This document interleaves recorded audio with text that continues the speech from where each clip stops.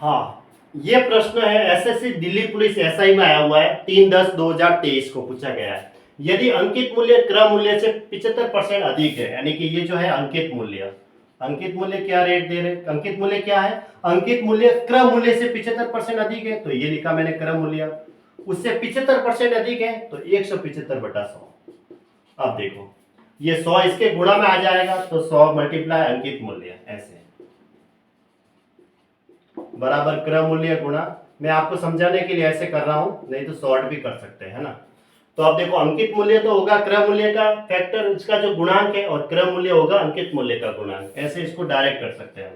अंकित मूल्य कितना हो जाएगा 175, और क्रम मूल्य कितना है, या फिर ऐसे भी कर सकते हैं, और इसको अंकित मूल्य तो 175 और क्रम मूल्य 100 हो गया, या फिर जो सी से आगे क्या है क्रम मूल्य को 100 मान लो, तो अंकित मूल्य कितना हो जाएगा, उससे 75 अधिक कर दो 175, ऐसे भी डायरेक्ट कर सकते हैं।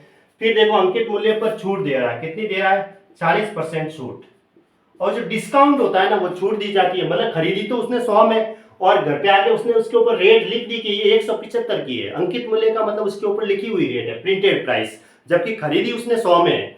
अब जो डिस्काउंट दिया जाता है ना वो अंकित मूल्य पर दिया जाता है, वो कुछ ना कुछ क्या कर रहा है, डिस्काउंट दे रहा है, छूट दे रहा है। तो अंकित मूल्य पर छूट देते ही क्या होगा, वस्तु बेची जाएगी, तो बेचने को क्या कहते हैं, विक्रय मूल्य कहते हैं। तो अंकित मूल्य 175 है। अब देखो 10% छूट है तो 90/100, 40% छूट है तो 100 - 40 यानी कि 60/100, ऐसे लिख सकते हैं, इससे ये विक्रय मूल्य मिल जाएगा।